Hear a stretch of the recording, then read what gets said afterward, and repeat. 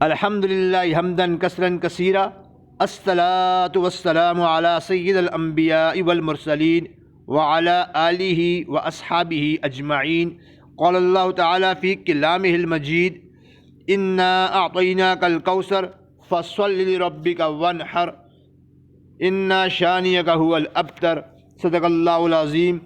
قال النبی صلی اللہ تعالی علیہ وآلہ وسلم انا خاتم النبیین لا نبی بعدی او کما قال علیہ الصلوۃ والسلام۔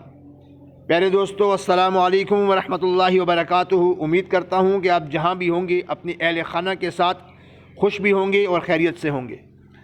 پیارے دوستو، جیسا کہ آپ جانتے ہیں کہ میرے آقا صلی اللہ علیہ وسلم اللہ کے سچے پیغمبر، آپ صلی اللہ علیہ وسلم نے 23 سال تک کی زندگی میں دعوی نبوت کے بعد 40 سال سے 63 سال کی عمر تک کا عرصہ بنتا ہے 23 سال آپ نے انسانیت کو اللہ کے دین کی طرف بلایا، ان کو بتوں سے ہٹا کر کے رب کی طرف لگایا، ان کے دلوں کے اندر جو کفر اور شرک کی پلیدی پائی جاتی تھی اس کو نکال کر ایمان کی پاکیزگی اور طہارت کو داخل فرمایا۔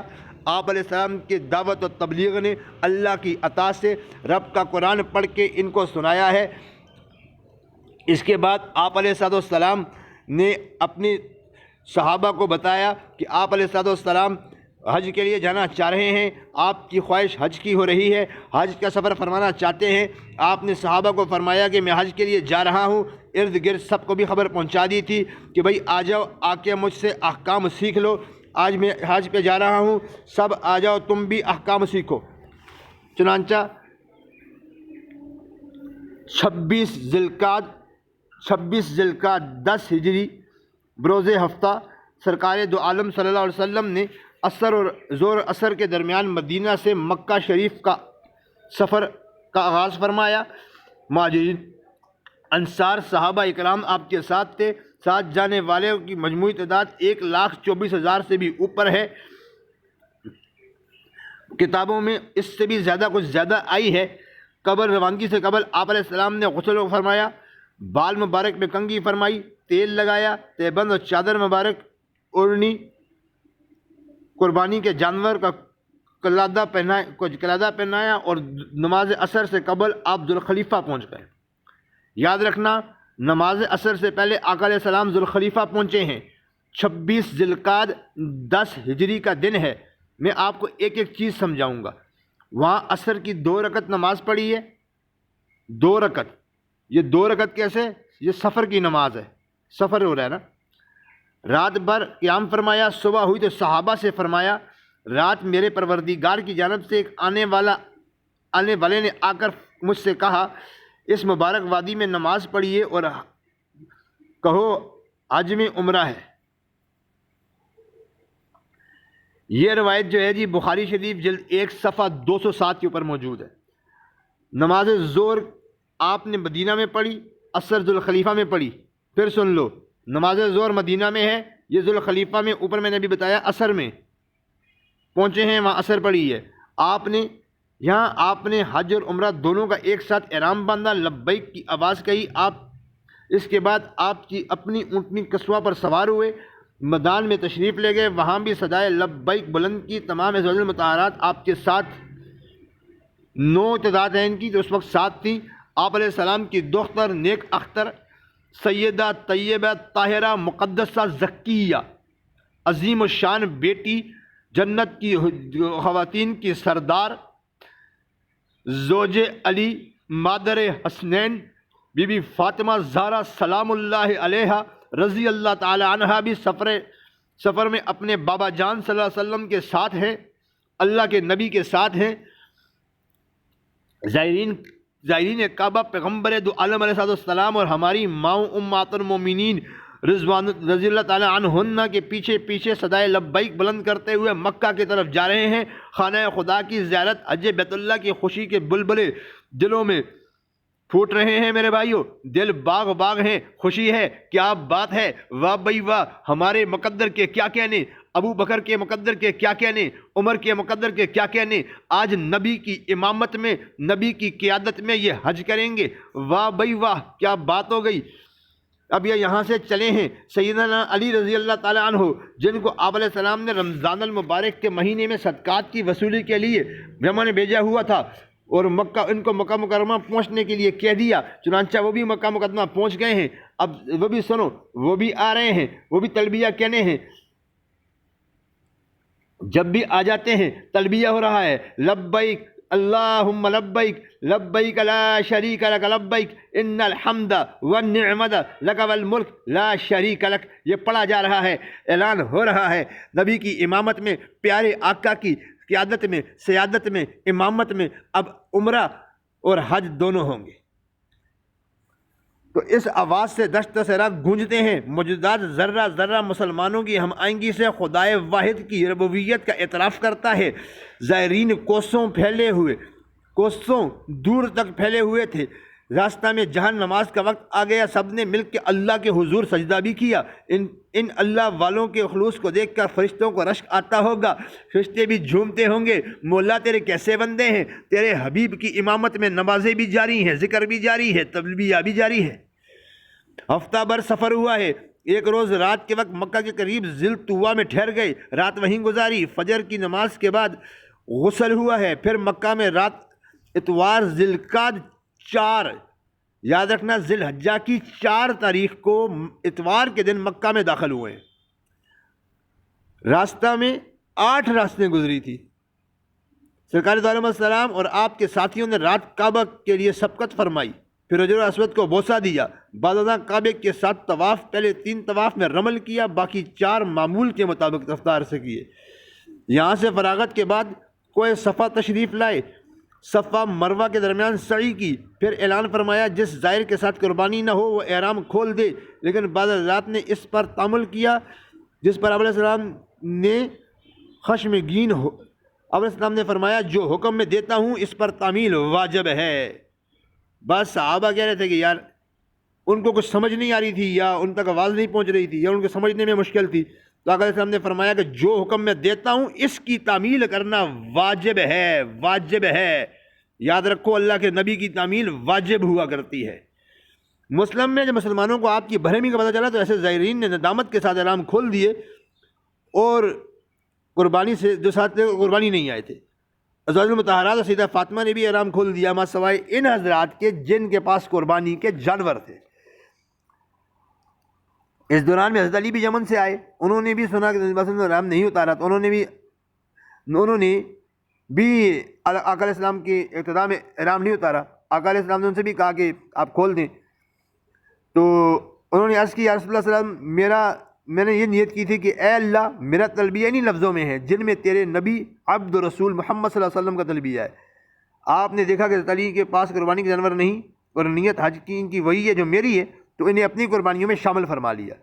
اب 8 ذی الحج ترویہ کے روز آپ منا تشریف لے گئے۔ پہلے کیا تھا؟ اتوار کا دن تھا، 4 ذی الحج تھی، اور کہاں تھے؟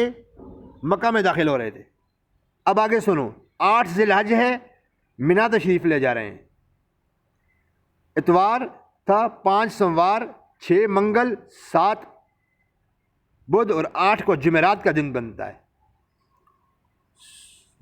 وہاں 9 ذی الحج یعنی جمعہ کے دن کی صبح تک قیام ہوا ہے، پھر زور اثر مغرب عشاء 9 ذی الحج کی فجر منا میں ادا کی، پھر سورج نکلنے تک وقوف توقف فرمایا۔ آفتاب نکلنے کے بعد آپ اپنی ناقہ قصوہ پر سوار ہو کر اعوذ باللہ من الشیطان الرجیم عرفات کی جانب تشریف لے گئے۔ سب صحابہ کرام آپ کے دائیں بائیں اور آگے پیچھے چل رہے تھے۔ پیغمبر اسلام علیہ السلام کی ایک ایک حرکت کو ملاحظہ کر رہے تھے، ایک ایک عمل مبارک کو ملاحظہ کر رہے تھے۔ عرفات پہنچ کر آپ نے وادی نمرہ میں قبہ میں قیام فرمایا۔ زوال کے بعد آپ کے حکم سے آپ کی ناقہ قصوہ پر کجاوا کسا گیا، آپ بطن وادی میں تشریف لے گئے۔ اس وقت آپ کے گرد پیش 1,24,000 افراد کا ٹھاٹھیں مارتا ہوا سمندر موجود تھا۔ بعض تلبیہ کہہ رہے تھے، بعض تکبیر کہہ رہے تھے۔ آپ عرفات کے وسط میں تشریف لائے، اپنی ناقہ پر بیٹھے ہوئے ایک خطبہ ارشاد فرمایا جو دنیا انسانی کا سب سے پہلا چارٹر ہے، the first charter of human rights. دنیا کی ترقی کرنے کے باوجود اس سے بہتر انسانی حقوق کا چارٹر دے نہیں سکی، نہ دے سکتی ہے۔ اسی لمحے میں حضرت سیدنا ربیہ بن امیہ بن حلف، حضرت ربیہ رضی اللہ عنہ جو امیہ بن حلف کے بیٹے ہیں، انہی الفاظ کا احاطہ بآواز بلند فرماتے، آپ نے فرمایا اے لوگو میری بات غور سے سنو، شاید اس سال کے بعد اس مقام پر تم مجھ سے کبھی نہ مل سکو۔ اے لوگو تمہارا خون، تمہارا مال، تمہاری عزتیں ایک دوسرے پر اسی طرح حرام ہیں جس طرح تمہارے آج کے دن کی اور اس مہینے کی اور اس شہر کی حرمت ہے۔ جس کسی کے پاس دوسرے کی امانت ہو وہ اس مالک کو لوٹا دی جائے۔ جاہلیت کے تمام امور میرے قدموں کے نیچے ہیں، نیچے پامال ہیں۔ جاہلیت کے تمام خون معاف اور ختم ہیں۔ سب سے پہلے میں ربیہ بن حارث بن عبد المطلب کے بیٹے کا خون جو بنو عزیل کے ذمہ ہے معاف کرتا ہوں۔ یہ وہ بچہ تھا جی بنو سعد میں دودھ پی رہا تھا کہ بنو عزیل نے اسے قتل کر دیا تھا۔ جاہلیت کے تمام سود ختم کر دیے گئے۔ تمہارے لیے اب صرف رأس المال ہے۔ نہ تم ایک دوسرے پر ظلم کرو، نہ قیامت کے دن تمہارے ساتھ ظلم کیا جائے۔ اللہ نے سود کو حرام قرار دے دیا، ممنوع اور ناجائز قرار دے دیا، یعنی حرام قرار دے دیا۔ سب سے پہلے میں عباس بن عبد المطلب اپنے چچا کا سارا سود ساقط اور باطل قرار دیتا ہوں۔ اے لوگو اب عرب میں شیطان کی پوجا کبھی نہیں کی جائے گی، لیکن اس کی پرستش کی بجائے اگر شیطان کی صرف اطاعت کی گئی تب بھی وہ خوش ہوگا، اس لیے کہ وہ دینی امور میں شیطانی وساوس کو اپنے قریب نہ پھٹکنے دو۔ ہاں عورتوں کے بارے میں اللہ سے ڈرو کیونکہ تم نے انہیں اللہ کی امانت کے ساتھ لیا ہے، اور اللہ کے کلمے کے ساتھ حلال کیا ہے۔ یہ بھی جان لو تمہارا بھی تمہاری بیویوں پر حق ہے اور ان کا بھی تمہارے اوپر حق ہے۔ ان پر تمہارا حق یہ ہے کہ وہ تمہارے بستر پر کسی غیر مرد یا کسی ایسے شخص کو نہ آنے دیں جسے تم ناپسند کرتے ہو۔ اگر وہ کسی بے حیائی کا ارتکاب کریں تو تم کو اللہ نے اجازت دی ہے کہ ان کی اصلاح کے لیے ان کو اپنی خوابگاہوں سے الگ کر سکتے ہو اور ایسی بری سزا دے سکتے ہو جو نشان ڈالنے والی نہ ہو۔ پھر اگر وہ باز آ جائیں اور تمہاری اطاعت کرنے لگیں تو قاعدے دستور کے مطابق ان کا نان نفقہ تمہارے ذمہ ہے، یعنی خواتین تمہارے زیر نگیں ہیں جو اپنے لیے کچھ کر نہیں سکتی۔ اے لوگو سب مومن میں آپس میں بھائی بھائی ہیں، کسی شخص کے لیے اس کے بھائی کا مال لینا بغیر اس کی رضامندی اور خوش دلی کے جائز نہیں۔ میرے بات کہیں اس اخوت کو ترک کر کے پھر کافرانہ رنگ اور ڈھنگ اختیار نہ کر لینا، ایک دوسرے کی گردن نہ مارنے لگنا۔ میں تمہارے درمیان ایک ایسی چوہے چھوڑے جا رہا ہوں، جب تک تم اس کے گربند رہو گے کبھی گمراہ نہ ہوگے۔ وہ اللہ کی کتاب اور اس کے رسول کی سنت ہے۔ اے لوگو تمہارا رب ایک ہے، تمہارا ابو اجداد بھی ایک ہے، تم سب آدم کی اولاد ہو، آدم مٹی سے پیدا کیے گئے۔ اللہ کے نزدیک تم میں سے عزت والا وہ ہے جو متقی اور پرہیزگار ہے۔ یاد رکھو کسی عربی کو عجمی پر کوئی فضیلت ہے، نہ کسی گورے کو کالے پر، نہ کالے کو گورے پر کوئی برتری ہے مگر تقوی کی وجہ سے۔ اے لوگو میرے بعد کوئی نبی آنے والا نہیں اور نہ تمہارے بعد قیامت تک کوئی اور امت بپا کی جانے والی ہے، لہٰذا اپنے رب کی عبادت میں لگے رہو، 5 وقت نماز پڑھتے رہو، رمضان کے روزے رکھو، خوش دلی رغبت سے اپنی اموال کی زکوٰۃ ادا کرو، اپنے رب کے گھر کا حج کرتے رہو اور اپنے حکمرانوں کی اطاعت کرتے رہو تاکہ اپنے رب کی جنت میں داخل ہو سکو۔ اے لوگو اللہ نے میراث میں سے ہر وارث کے لیے ایک حصہ مقرر کر دیا ہے، 1/3 مال سے زائد کی وصیت کرنا جائز نہیں ہے۔ بچہ اس کا ہے جس کے بستر پر تولد ہوا اور بدکار کے لیے پتھر ہے۔ یعنی یہاں پہ آقا علیہ السلام نے زانی کے لیے سزا مقرر فرما دی ہے۔ جس نے اپنے باپ کی بجائے کسی دوسرے کو باپ قرار دیا یا جس کا غلام اپنے آقا کے سوا کسی اور کو آقا ظاہر کیا تو ایسے شخص پر اللہ اور فرشتوں اور تمام انسانوں کی لعنت ہے۔ تمام انسانوں کی لعنت ہے۔ اس سے قیامت کے روز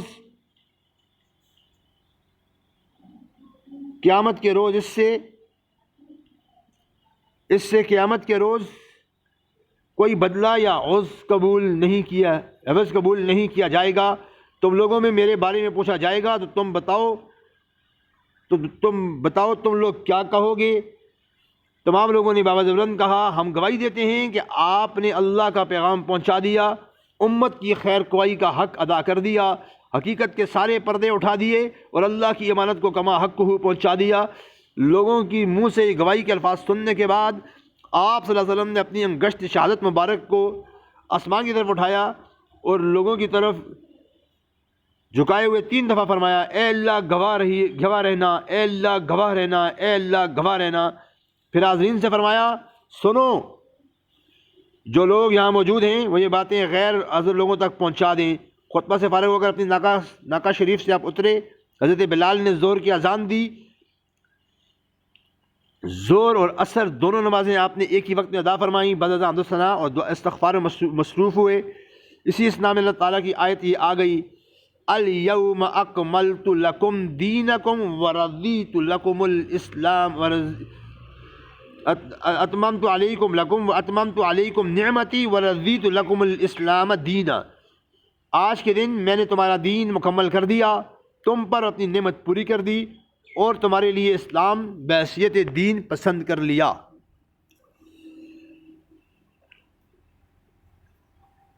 اس سارے عمل کے دوران یہ جو آج اس دفعہ ابھی حج کا واقعہ بیان کر رہا ہوں، اس میں آپ علیہ السلام نے سارا وہ حج کا جو عمل ہے وہ مکمل فرمایا۔ جس کے بعد اپنی ناکہ پر تشریف لائے، وقوف پر تشریف لائے، اپنی اونٹی قصبہ کا شکم چٹان کی طرف کیا، قبلہ رخ مسلسل اسی حالت میں وقوف فرمایا یہاں تک کہ آفتاب اجلائے مغرب میں چھپ گیا۔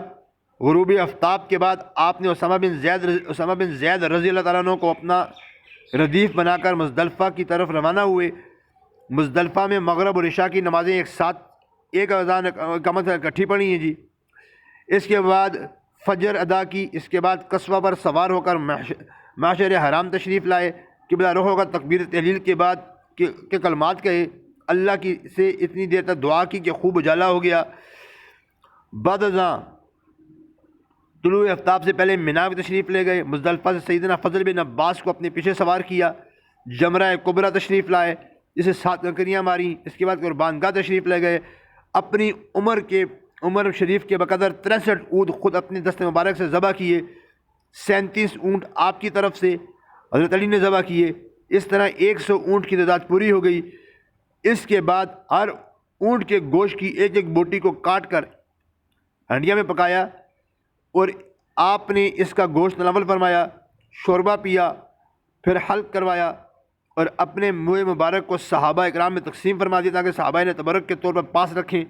بعد ازاں اپنی ناکہ شریف پر سوار ہوئے۔ اعوذ باللہ مکہ مکرمہ تشریف لے گئے، بیت اللہ کا طواف فرمایا جسے طواف اضافہ کہتے ہیں۔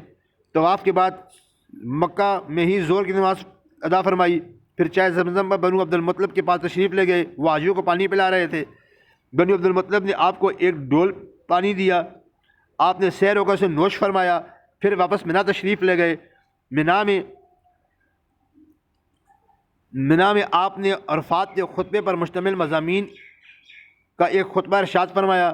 خطبے کے وقت آپ اپنی ایک سواری مبارک پر سوار تھے، صحابہ کرام کچھ بیٹھے اور کچھ کھڑے تھے، اور اس کے بعد پھر 13 ذی الحج کو مینا سے کوچ فرمایا ہے۔ یہ تھا جی اس کا واقعہ۔ راستے میں آپ علیہ السلام نے وہ خطبہ غدیر خم جو ہے اسے بھی بیان فرمایا ہے 13 ذی الحج کو، کیونکہ سرکار دو عالم علیہ السلام مینا سے روانہ ہوئے، وادی ابتخ کے پاس خفیف بن کنانہ میں فروکش ہوئے۔ دن کا باقی ماندہ حصہ اور رات آپ نے وہیں قیام فرمایا۔ زور، عصر، مغرب، عشاء کی نمازیں وہیں ادا فرمائیں۔ البتہ عشاء کے بعد تھوڑا سو کر اٹھے، پھر سوار ہو کر بیت اللہ تشریف لائے، طواف وداع کیا۔ تمام مناسک کے حج سے فراغت کے بعد آپ نے سواری کی معیار مدینہ کی طرف کی۔ آپ کے اصحاب کا تقریباً 1.5 لاکھ کا مجمع آپ کے ساتھ تھا۔ راستے میں غدیر خم کے موقع پر آپ نے جو ہے وہ اپنا وہ مشہور خطبہ ارشاد فرمایا، جس میں من کنت مولاہ فعلی مولاہ، ترمذی شریف کی مشہور حدیث ہے، واقعہ آپ سنتے رہتے ہیں۔ اس کے آگے پھر اس کے بعد آگے جو ہے جی وہ جیش اسامہ کا معاملہ ہے۔ تو یہ تھے جی آج کا واقعہ۔ انشاءاللہ کل دوبارہ حاضر ہوں گی آپ کی خدمت میں ایک نئی ویڈیو کے ساتھ۔ تب تک کے لیے السلام علیکم ورحمۃ اللہ وبرکاتہ۔